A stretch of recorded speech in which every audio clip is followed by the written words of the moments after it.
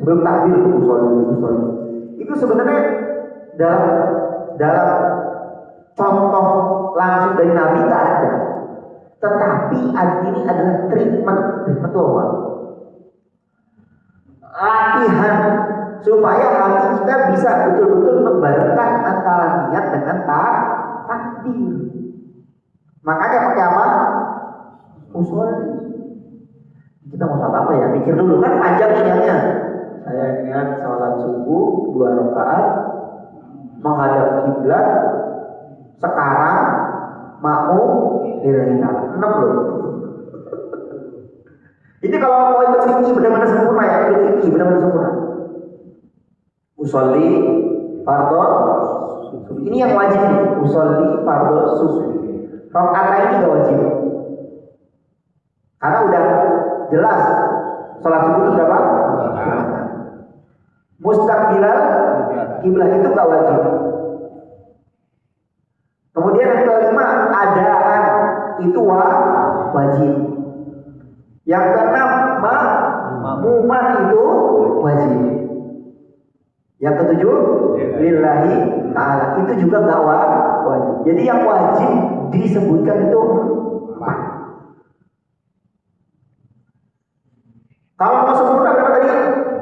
7. Pak, banyak banget. Latihan. Kalau nggak bisa bahasa Arab, bahasa Indonesia. Ini makanya latihannya tuh tadi itu usolli itu sebelum takbir.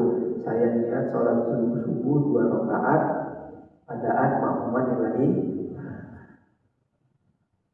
Yang udah lewat diistighfari, yang sekarang latihan. Maka niat makmum itu hukumnya wajib. Kalau makmum gak niat makmum gak dapat pahala jamaah. Wa nalu fadlal qudwah. Nah, maka ini bagian daripada niat adaan makmum. Kemudian wa yusirru bi du'a'il istiftahi wa ta'awudhi kal munfarid wa yajharu bil Fatihah. Kembali lagi, setelah imam niat dengan takbir kencang, niat imam kemudian takbir dengan kencang, baca doa iftitah dan ta'awudz dengan pelan. Ini Indonesia. Indonesia itu terlalu identik dengan haitsu yasma'u sautahu. Identik Indonesia. Pokoknya patokannya baca pelan itu apa tadi? Diri kita mendengar bacaan kita sendiri. Itu identik Indonesia dengan itu. Sehingga kalau terlalu identik, dia nggak sadar kalau dia pakai apa? Imam ini nggak sadar. Sehingga suara doa iftitah dan ta'awudz yang seharusnya lirih jadi sampai sini bisa tiba. Beda kalau kita dengar nggak saya? Dengar nggak? Enggak. Saya dengar kencang loh suara saya. Tapi kalau pakai mic, ini suaranya saya samain. Dengar nggak? Ini kebiasaan Indonesia terlalu identik sekiranya mendengarkan bahasa suara sendiri sampai dia lupa pakai apa? Udah kedengaran sholat zuhur. Alhamdulillahirobbilalamin. Allahu akbar kabira walhamdulillahi katsira. Bismillahirrahmanirrahim. Alhamdulillahirobbilalamin. Maka ini yang harus distandarkan. Jangan terlalu liriknya jangan terlalu kencang sampai terdengar di imam juga punya ininya Pak, agak sulit kita. Jadi betul-betul harus latihan juga. Imamnya latihan, makmumnya latihan, sama-sama latihan. Ini namanya kan kita melatih kekhusyuan di dalam. Ini Pak, kalau imam di sholat zuhur dia pakai mic, kemudian identik mendengar suaranya sendiri, padahal dia pakai mic, itu bisa mengganggu khusyuknya sholat. Serius. Kadang imam nggak ngerasa karena di mana? Di depan. Nah yang belakang itu merasa ini gimana sih sholat? Kan orang yang sholat di belakang itu kan mikirnya gini sholat zuhur kan bahas suaranya pelan. Itu otaknya dia itu nyimpen itu. Nah ketika imam baca suara lirih pakai mic dan terdengar, itu otaknya langsung khususnya hilang. Ini sholat zuhur fatihahnya kencang, sholat zuhur surahnya kencang. Maka patokannya gini Pak, patokannya supaya imam khususnya, supaya suara gak kedengaran mic, minimal bibirnya ini apa? Umi apa? Gerak.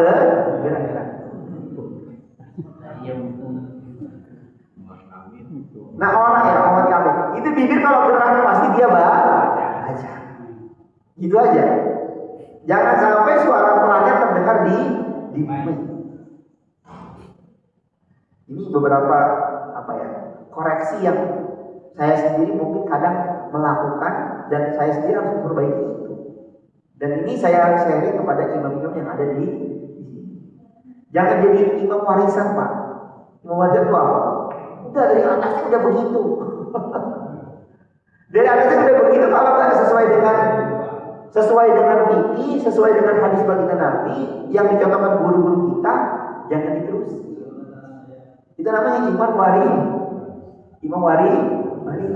Yang diwariskan itu ilmu, bukan imam. Gitu. Maka ini harus penting. Kita sama-sama latihan. Tadi mulai dari cara takbir, cara iqamah. Ini tujuannya cuma satu, supaya kita sama-sama hatinya satu. Ini masjid udah puluhan tahun Pak. Tapi kita kalau nggak memperbaiki kualitas jamaah, ya tadi itu ini aja orang yang datang. Coba, kamu pasti sudah mau semua coba beliau. Coba nggak ada orang baru. Makanya kita satukan hati kita supaya yang di luar tertarik dan dimulai cara berimam dan bermakmum yang sesuai yang dicontohkan baginda Rasulullah. Penting. Coba kalau jamaah gini aja sih lihat. Yang ngaji yang di depan, ya ini aja. Begitu. Kita wajib syukuri tetap, tapi kita jangan terlalu jumawa ataupun terlalu menganggap ini hal yang biasa. Kita pengen ada generasi penerus. Kan di bawah-bawah ada yang umurnya masih 30, 40, itu gimana ditarik ke sini? Ditarik ke sini, sholat jamaah bareng. Nanti mereka akan ngisi ini ketika kita udah gak ada. Anak-anak. Itu dimulai dari sholat jamaah yang disempurnakan. Kemudian satu poin penting. Baca tadi apa? Imam sama makmum bacanya kita dan ta'awudz sama-sama dengan lirih. Kemudian baca surat sudah paham ya. Baca surat sudah paham kalau maghrib, isya, subuh kencang. Kemudian zuhur, asar pelan. Kemudian untuk makmum, ini untuk makmum tambahan aja wawasan. Kalau nggak bisa dengar bacaan suratnya imam, makmum disunahkan baca surat. Contohnya nih, jamaahnya full. Sholat lima waktu al-ikhlas sampai keluar pintu. Oh nggak ada yang amin sih? Amin. Amin dong. Amin. Amin dong. Amin. Sholat lima waktunya jamaahnya sampai keluar pintu. Amin ya robbal.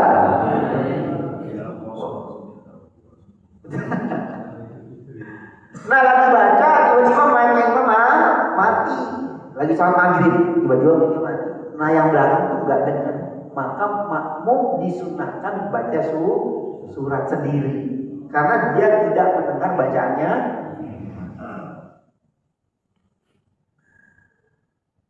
Kemudian wayat haru bil biqaulihi amin fil jahriyah. Penting. Ini poin yang akan saya sampaikan minggu ini terakhir. Minggu depan kita akan membahas lagi. Amin, urusan amin. Penting sekali imam dengan makmum aminnya serentak. Bukan takib. Takib itu susul-susulan. Amin baru imam, baru makmum. Amin. Jadi walaupun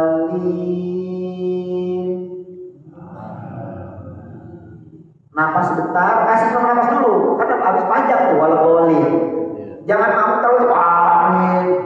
Kasih napas juga imamnya Pak. Siapa Pak Soleh? Robbing amin.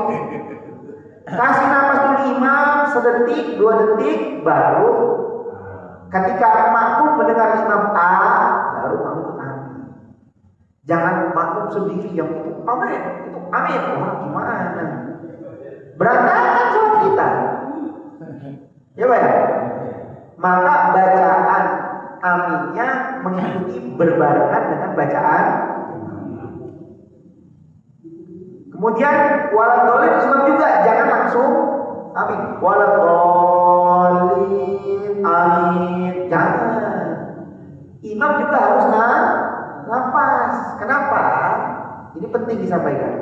Kalau imam baca waladhdallin dengan amin jadi satu, maka orang yang nggak paham akan menyangka amin itu bagian daripada surat Al-Fatihah. Akhirnya orang yang baru belajar Islam belajar di Quran saya kok nggak ada aminnya, padahal di imam ada aminnya. Ini perkara kelihatannya ringan lucu, tapi kalau nggak disesuaikan akhirnya itu jamaah aminnya berantakan, imam juga aminnya berantakan. Dan kalau berantakan gimana? Doanya mau dikabulkan. Nabi mengatakan, ini hadis diriwayatkan oleh Sayyidina Anas bin Malik kalau nggak salah. Idza amanal imam fa aminu. Kalau imam udah baca amin, maka kalian bareng mengucapin fa innahu man wafaqa, karena orang yang aminnya berbarengan dengan aminnya para malaikat, ghufira lahu ma taqaddama min dzambi, dosa-dosanya yang lalu semuanya dihapuskan oleh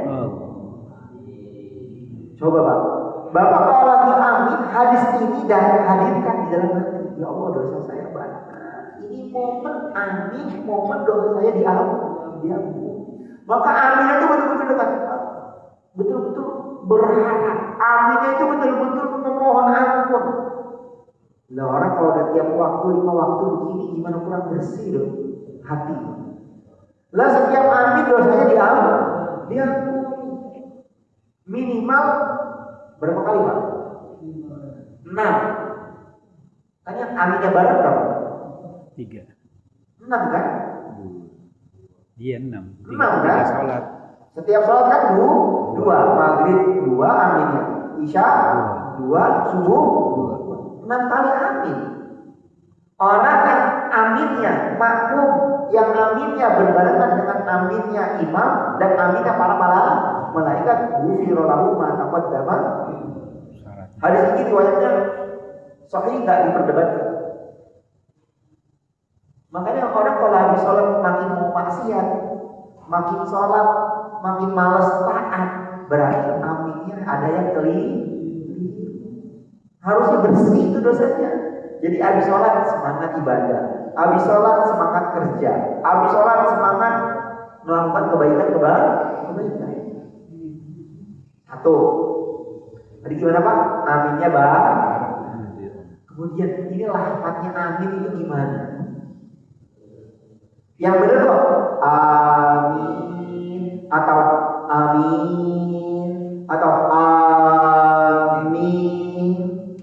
Yang benar mana Pak? Dua-duanya panjang. Beda-beda kan? Perlu dibahas ya? Perlu dibahas ya? Supaya sama. Dan sesuai dengan tuntutan ilmu fikih. Tadi saya masuk masjid ini. Masjid.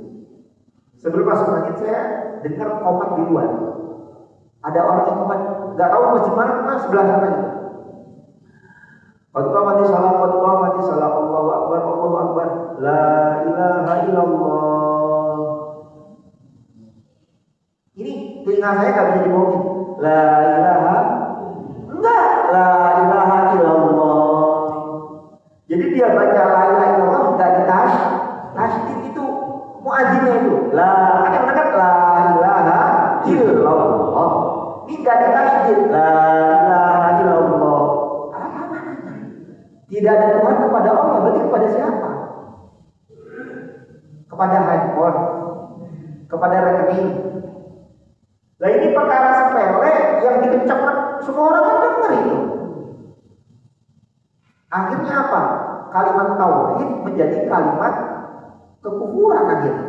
Itu kan la ilaha kalimat tauhid. La ilaha illallah, tidak ada Tuhan yang berhak yang dimintai pertolongan kecuali. Itu kalau dirubah, tasdidnya dihilangin, Pak. Harap itu krusial, satu huruf, satu tasdid, satu harakat berubah maknanya jauh. La ilaha, enggak, tasdidnya dihilangin. La ilaha illallah. Jadi ilah, maknanya kepada, goyang. Tidak ada Tuhan kepada Allah. Terus kalau nggak kepada Allah, Tuhan kepada siapa? Bahaya kan? Dan itu didengar, speakernya keras, satu kampung denger. Coba, saya nggak mau koreksi diri ini, kan saya orang sini, biar saling muadzin mengoreksi dirinya sendiri bagaimana? Maka penting itu panggilan amin juga. Ada yang amin. Sebagian bisa begitu. Mimnya di mana? Tasdid. Ini keliru jauh. Maka saya akan ringkeskan. Apa minggu depan aja, teman-teman. Sekarang aja ya, biar selesai. Saya udah lewat 8 menit soalnya. Gak apa-apa. Saya izin dulu, nggak masalah ya. Jadi amin itu dalam kitab Tibyan ada 4 cara baca. 4. Yang 2 benar, yang 1 itu jarang orang baca, yang terakhir nggak boleh. Saya ulangi, bacaan amin itu ada berapa? 4. Yang paling utama yang pertama. Kemudian yang kedua, ini diamalkan oleh rata-rata orang. Kemudian yang ketiga itu jarang orang mengamalkan tapi boleh. Yang keempat ini nggak boleh, karena udah berubah makna. Yang pertama itu apa? A-nya 2 ketukan. Amin. Itu kan minnya itu mat aridis sukun. Betul kan? Panjang. Setajir. Iya. Mat aridis sukun. Maka mat aridis sukun itu ada 3 cara baca. Berapa? Boleh. 3. Pertama 2 harokat. Boleh 2, boleh 4, boleh 6. Boleh 4, boleh 6. Mat aridis sukun. Yang paling utama mana? 4 dan 6. Yang paling utama apa? 4 dan 4 ketukan atau 6 ketukan, bukan 2. Kadang di antara kita masih baca 2. A-nya 6. Salah nggak? Yang di awal itu 2, yang kedua dibaca 4 atau 6. Bebas. Kenapa sih harus dipanjangkan? Itu maknanya amin itu luas. Ketika baca amin, kita hadirkan makna itu. Jangan cuma amin, hadirkan. Ya Allah, dosa saya banyak. Nabi mengatakan kalau aminnya bareng dengan imam, dengan para malaikat, semua dosa saya ampuni. Itu dibaca. Hadirkan ketika baca nangis Bapak. Khusyuk sholatnya. Gak usah jauh-jauh takbir, gak usah jauh-jauh Fatihah. Amin dulu lah. Itu yang sering Bapak amin. Amin ya. Coba kalau dihadirkan. Nanti kapan-kapan saya bahas maknanya amin itu luas. Tapi maknanya amin diantaranya istajib doa. Ya Allah, kabulkan doa saya atau ampuni dosa.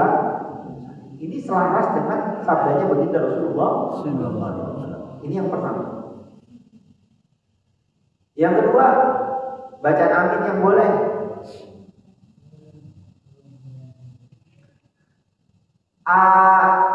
Yang pertama 2 ketukan. Bentar.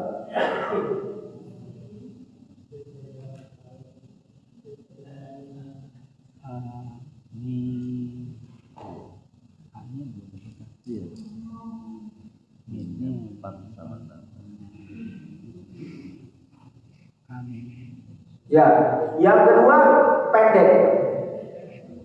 Jadi minnya 2 ketukan. Jadi aridul sukunnya dibaca 2 ketukan. Tadi kan yang pertama 4 atau 6. Yang kedua dibaca 2. Amin. Tapi ini jarang. Nah yang di Indonesia yang paling masuk itu yang pertama. Cuman orang suka ketuker A-nya lebih panjang, min-nya.